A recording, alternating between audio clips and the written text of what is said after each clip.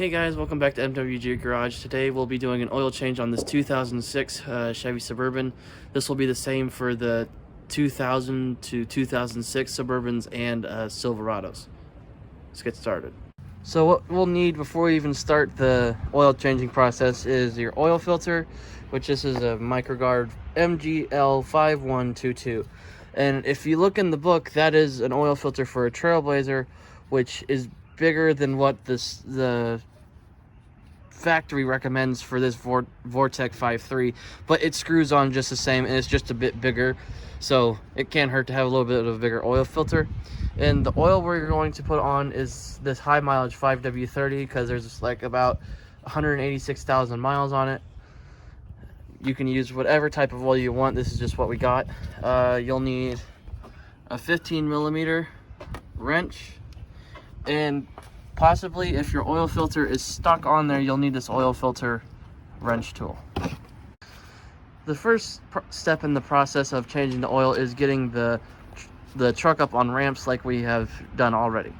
Forgot to mention this before, but you'll need an oil drain pan for the oil, and after you have the truck up on ramps, you'll take off the oil drain plug. Might be a bit snug on there.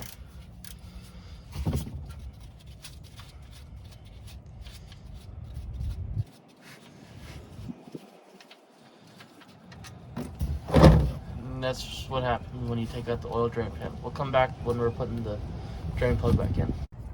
So once the oil's draining out like that, it'll just start peeing like that. That's probably when you want to start putting the oil drain plug back in, because it won't hurt just to have a little bit of the old oil in. It's nearly impossible to get it all out unless you suck it out, which we've never done and have had no issues with.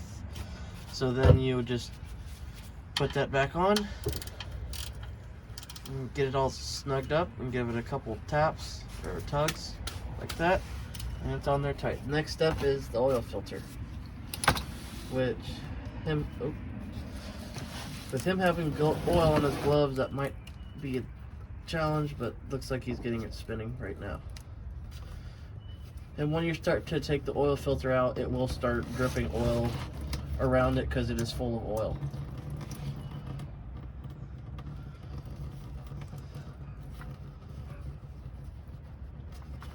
Come back when we're putting the new filter on. So when you take off your old filter, you want to make sure there's this rubber seal that will come out with it.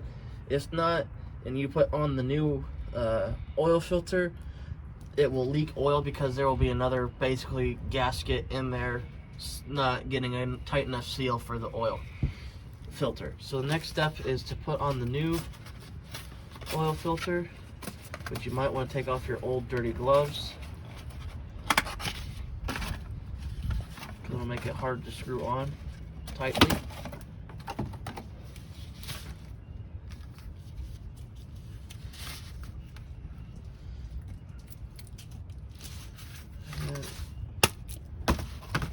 And with your new filter, after you get the cellophane off of it, you want to take your finger and rub it in some of the old oil.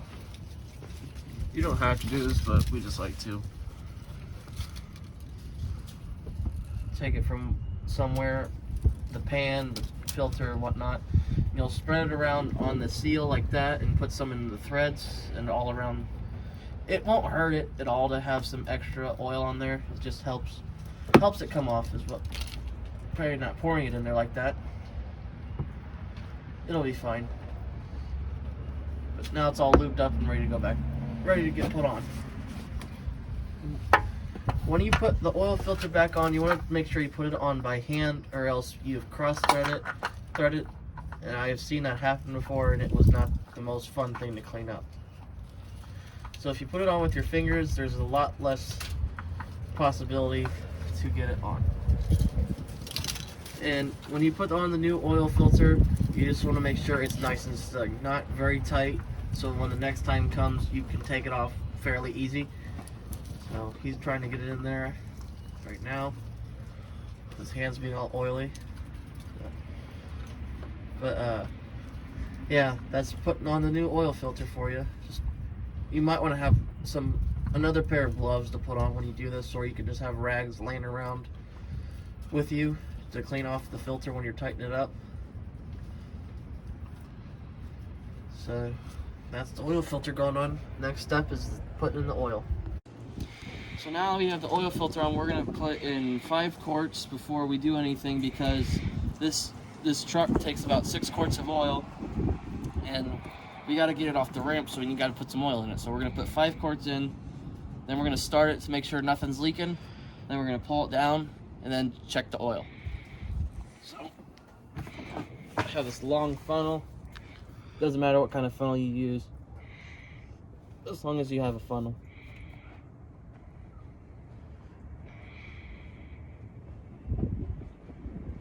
And this will take a minute, so we'll come back when the 5 quarts is in.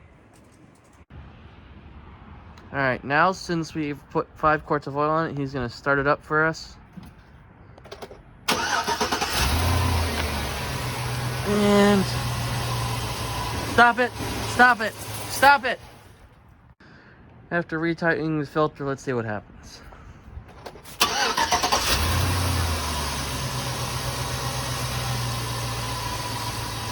No leak.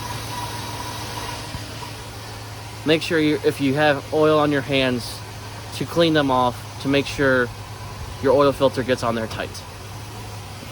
Now he's gonna pull it down slowly. Like that. And we'll check, see how much oil's in it now. When we took the dipstick, we found that it was about a quart low, so we're gonna add about a quart into it, then recheck it.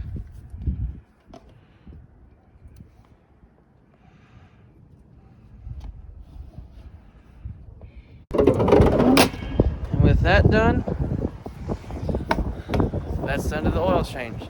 It might change on how much oil you'll need to add into it. You may need to add all 6 quarts. We had to add 6 quarts into it to get it completely filled. So hopefully this video helps you out, and I'll see you in the next one. Peace.